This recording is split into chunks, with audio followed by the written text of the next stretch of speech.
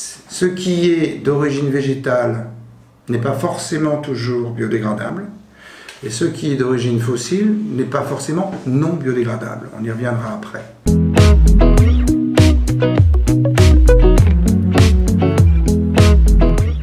Christophe Doupy de Boissonnier, bonjour. Bonjour. Vous êtes le directeur général de Novamont France, Oui. qui est une entreprise spécialisée dans le bioplastique, la biochimie, et vous êtes également le président du club du bioplastique. Oui, tout à fait. Beaucoup de fois bioplastique. Alors Ça fait beaucoup de fois bioplastique. La première question est toute bête, c'est est-ce que vous pouvez nous dire ce que c'est que le bioplastique? Alors le bioplastique, c'est une définition qui est assez difficile parce qu'on met beaucoup de choses sous le mot bioplastique. Alors en France, le bioplastique, ce sont des plastiques, des matières plastiques biosourcées, c'est-à-dire d'origine végétale pour faire plus simple, biodégradables et compostables.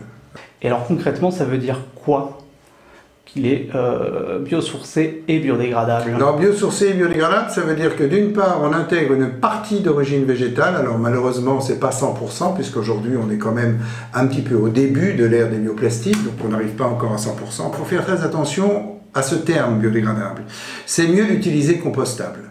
Alors ça peut être compostable en compostage industriel, où là ça va très très vite, parce que tout simplement les micro-organismes sont dans un milieu qui est optimisé pour la biodégradation. Compostable à ce moment-là en compostage domestique, là c'est à la maison, ça va beaucoup plus lentement puisque ça dépend si on le retourne, ça dépend s'il pleut, si c'est en hiver, si c'est en été, c'est quelque chose de naturel, donc ça dépend du milieu. Et puis après compostable, biodégradable pardon, dans le sol, dans l'eau éventuellement des rivières ou dans l'eau de mer. Et qu'est-ce qui est optimal, que ce côté biodégradable soit maîtrisé par l'industriel par exemple? Alors il vaut mieux que ce soit maîtrisé, ne serait-ce que parce que si on a des matériaux biodégradables, c'est pas pour les jeter par terre, de manière évidente. Et donc si on fait des matériaux biodégradables, c'est pour qu'il y ait, que ces fameux plastiques puissent trouver une voie de valorisation. Si les plastiques biosourcés et biodégradables sont faits, c'est surtout parce qu'on doit développer la valorisation organique et faire en sorte qu'il n'y ait pas de morceaux de plastique non biodégradables dans le compost. L'important, c'est de faire attention au sol. Et aujourd'hui, on ne fait pas assez attention au sol et progressivement, le sol perd de sa valeur agronomique, perd de sa fertilité, que l'on compense évidemment avec des engrais. Mais les engrais nourrissent la plante, pas le sol.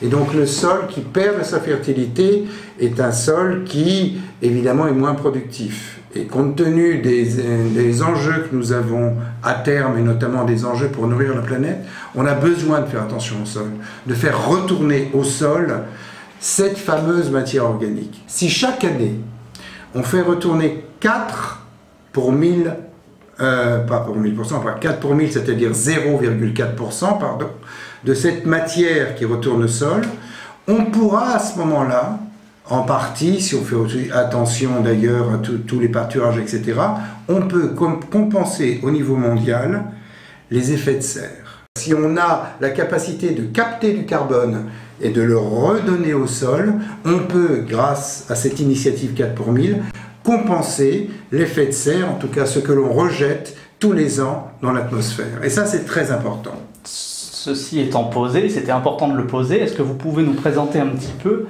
les activités de Novamont?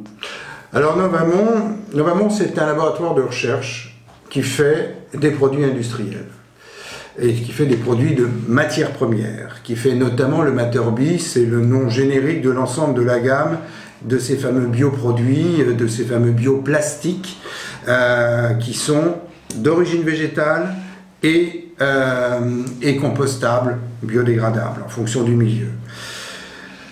Quelle est l'origine biosourcée? Quelle est l'origine végétale? Au départ, on a commencé avec de l'amidon. Parce que l'amidon, c'est le plus simple, et puis il faut dire que l'amidon, c'est un polymère naturel, c'est-à-dire un plastique naturel. Donc on utilise l'amidon que l'on déstructure pour lui donner une forme différente avec d'autres polymères qui étaient en tout cas au départ d'origine fossile, biodégradables, et à la limite on reviendra là-dessus après. Donc on fabrique en fait un nouveau plastique, on est obligé d'utiliser ce mot, c'est une matière plastique. Et maintenant, on va au-delà de l'amidon. On utilise également de l'huile, plus particulièrement de l'huile de tournesol et de chardon. Donc cette huile, en fait, nous permet d'augmenter la part d'origine végétale dans nos plastiques, tout simplement parce qu'on remplace justement la partie fossile par de l'huile végétale et notamment de l'huile de chardon qui pousse sur des sols pauvres. Et puis on a été encore plus loin puisqu'on utilise du sucre que l'on donne en quelque sorte à digérer, à manger, à des micro-organismes. Et ces micro-organismes, en fait, ces bactéries, qu'est-ce qu'elles font? Elles produisent du 1,4-butanediol. Rassurez-vous, je n'irai pas beaucoup plus loin. Mais c'est encore un des éléments qui permet, en fait, quand on les met ensemble, d'obtenir un polymère, c'est-à-dire l'assemblage de plusieurs monomères, et ça donne un plastique. Et alors vous en faites quoi de ces plastiques? Vous en faites des emballages? Alors de ces plastiques, on en fait beaucoup de choses. Hein. On peut en faire beaucoup de choses en tout cas. Je dirais avant tout qu'il faut faire des choses qui soient cohérentes avec, je dirais, l'origine et le retour au sol pour rester dans l'économie circulaire. Comment rester dans l'économie circulaire? Ben, tout simplement en faisant attention à ce qu'on utilise au niveau des ressources, que ce soit donc l'amidon, l'huile ou le sucre, que l'on fasse très attention, que ces ressources soient utilisées pour des produits qui sont éco-conçus, mais éco-conçus avec véritablement le souci de savoir ce qu'on va en faire par la suite et surtout de la fin de vie. Et c'est là où le compostage est important, que ce soit le compostage domestique ou le compostage industriel. Il faut que ces produits aient une cohérence à finir en compostage avec les déchets organiques.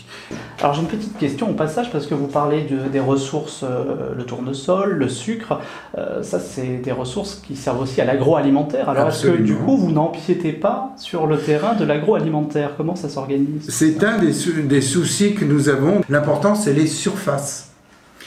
Et c'est la raison pour laquelle évidemment on est passé sur des surfaces qui sont non alimentaires et puis de vraiment réduire au maximum ce qu'on utilise. Alors rappelons quand même que aujourd'hui on est à peu près à 1-2% grand maximum des plastiques, sachant que de toute façon les bioplastiques ne sont pas du tout là pour remplacer tous les plastiques puisque les plastiques se doivent d'être recyclés. Mais quand ils ne peuvent pas être recyclés, et c'est le cas notamment par exemple des films de paillage, puisque vous parliez des applications, il n'y a pas que l'alimentaire, c'est intéressant de les avoir biodégradés. Donc on n'aura pas de toute façon un développement exponentiel des bioplastiques. On n'est pas là pour remplacer tous les plastiques, mais simplement la part des plastiques qui d'une part ne sont pas recyclables, en tout cas pas recyclés, parce que souvent c'est les produits, et non pas le plastique en lui-même qui n'est pas recyclable, c'est le produit qui est beaucoup trop difficile à trier, à laver, etc. Et de l'autre côté, qu'il y ait une cohérence à finir en compostage. Et puis surtout, il faut aller sur des nouvelles applications, en fait des nouvelles ressources type les algues, là je vous ai déjà parlé des chardons, mais d'autres ressources qui sont encore à développer et qui ne viendront pas en concurrence avec l'alimentaire. Le chardon, c'est un exemple intéressant parce que je me suis un petit peu renseigné avant de venir et c'est une mauvaise herbe, comme chacun le sait. Oui. Et vous arrivez à en faire 6 composants du chardon, 6 oui, bioplastiques. tout à fait. Et il y en a un qui est une alternative au glyphosate. C'est ça? Non, Je vois que vous avez bien travaillé. Non, on a regardé un petit peu avant de venir, donc ça c'est tout à fait passionnant. On fait d'un nuisible le chardon, une ressource. Oui.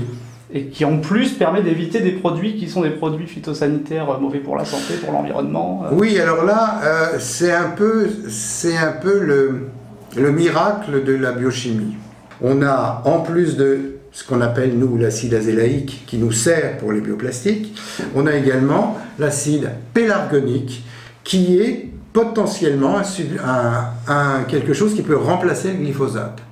L'acide pélargonique, en revanche, lui, ce qu'il fait, c'est qu'il brûle. Il brûle tout. Il brûle ce qui est à l'air parce que c'est un acide. Donc il brûle les feuilles, etc. Et donc la plante par elle-même se retrouve, les mauvaises herbes bien évidemment, se retrouvent annihilées en quelque sorte parce que cet acide pélargonique le brûle. Et l'intérêt de l'acide pélargonique, c'est que c'est évidemment totalement biodégradable et 100% d'origine végétale. Donc bioplastique, on obtient à travers les phénomènes de biochimie et vous voulez faire de la bioéconomie. Qu'est-ce que c'est la bioéconomie? Alors la bioéconomie, c'est un peu comme les bioplastiques, on met beaucoup de choses sous la bioéconomie. La bioéconomie, c'est l'économie du vivant. En fait, la bioéconomie, c'est tout simplement le fait de faire une économie comme la nature le fait depuis des siècles, à savoir tout ce qu'elle produit, elle est capable elle-même de le gérer à tel point que tout ce qu'elle gère en fin de vie n'est pas un déchet. Dans la nature, tout ce qui est géré retourne au sol, enrichit le sol et permet au nouveau produit, qui est une plante, un végétal, de pousser. Donc en fait, on se retrouve dans une économie qui est parfaitement gérée, qui est totalement circulaire et qui non seulement est circulaire, mais permet la vie de se générer toute seule d'une certaine manière. Donc la bioéconomie que nous, on met en avant, c'est dans cette logique-là. Ça, c'est assez formidable et du coup, ça pourrait régler un tas de problèmes. Il y a une question qui reste en suspens, c'est est-ce que c'est créateur d'emplois, cette bioéconomie? C'est ce qu'on souhaite. Et c'est ce qu'on souhaite précisément parce que ça relocalise en fait une industrie. Et cette bioéconomie qu'en tout cas Novamont promeut, c'est une bioéconomie, je ne peux pas dire à taille humaine, parce que sinon ce serait vraiment tout petit, mais c'est une bioéconomie à taille des pays, à taille des nations, de manière à se retrouver relocalisée tant dans la matière première, c'est-à-dire qu'on ne va pas chercher une matière première à l'autre bout de la planète que l'on va utiliser ici, pour créer un produit qui va repartir à l'autre bout de la planète opposée, mais tout simplement d'avoir une matière première que l'on utilise à l'échelle d'une nation, ou peut-être d'un continent type Europe. On a effectivement la bioéconomie qui va la bioraffinerie en fait, qui va créer cette matière première, qui sera elle-même utilisée par une industrie locale. Là, c'est l'industrie du plastique, qui d'ailleurs souffre énormément actuellement et qui pourrait continuer à se développer de manière pérenne tout en étant quand même un petit peu plus respectueux de l'environnement, c'est-à-dire pas forcément inonder des produits à usage unique, mais en tout cas, lorsque ces produits ont une réelle utilité, au niveau de l'usage bien évidemment, et qu'ils ont une logique à finir en compostage, c'est-à-dire en valorisation organique, qui se doit d'être développée. Quels seraient les atouts, enfin comment on pourrait orienter le choix vers le bioplastique? Les bioplastiques n'ont d'intérêt qu'à partir du moment où on développe véritablement la valorisation organique. À partir du moment où vous développez la valorisation organique, vous aurez forcément un développement des bioplastiques et on le voit dans les États qui sont très orientés sur une valorisation de qualité, c'est-à-dire un compost capable de retourner au sol, des déchets organiques. Vous avez des poubelles, il y en a une là d'ailleurs, des poubelles qui, vous mettez un sac biodégradable, compostable, vous y mettez vos déchets organiques et ça vous permet de fermer le sac, de le mettre en compost, compostage industriel, sauf que ce sac-là, ça ne sera pas des indésirables de plastique, il va se biodégrader comme le reste. Est-ce que vous avez un dernier message à faire passer? Est-ce qu'on aura oublié quelque chose? Le dernier message à faire passer, c'est qu'aujourd'hui, il y a une grande résistance au passage à ces matériaux, pour deux raisons. D'abord, pour des raisons de coût, on en a parlé, et donc la plasturgie traditionnelle, d'abord a développé ces fameux oxos, ces fameux plastiques oxos qui sont des faux biodégradables, où vous mettez un additif qui permet en fait au plastique de partir en petits morceaux. Et puis, sous prétexte que ce qui ne se voit pas n'existe pas, on dit que c'est biodégradable. Ces fameux microplastiques qu'on retrouve. Ces fameux microplastiques, les fragmentables. Donc là, il y a une résistance importante. Deuxièmement, la deuxième résistance importante, je dirais, c'est peut-être la partie qui concerne les valorisations des déchets. Et pour des raisons tout simples, au niveau des directives européennes, en 2023, fin 2023, il faudra mettre ces déchets organiques à part pour un retour au sol. Or, l'intérêt, c'est d'avoir le maximum de déchets organiques qui soient méthanisés ou compostés et qui donnent une belle qualité de produit par la suite. Et ça, à partir du moment où vous avez ces éléments-là, comme je le disais tout à l'heure, forcément, vous allez avoir un intérêt pour ces nouvelles matières plastiques biosourcées, biodégradables et compostables. Aujourd'hui, peut-être parce qu'on est aussi, à juste titre, très impressionné par les déchets plastiques, le 7e continent, etc., on a tendance à dire on veut bannir tout le plastique. N'oublions pas qu'on a des alternatives. Est-ce que vous pourriez nous résumer Novamont en une phrase? Novamont en une phrase. C'est une société de recherche qui fait des produits pour l'avenir avec une philosophie résolument orientée vers une économie circulaire et donc une économie qui ressemble à ce que la nature fait. Rien ne se crée, rien ne se perd. Et on a des produits qui de toute façon ont en eux-mêmes intrinsèquement la solution de leur élimination pour une régénération de l'ensemble. C'est formidable. Merci. Voilà.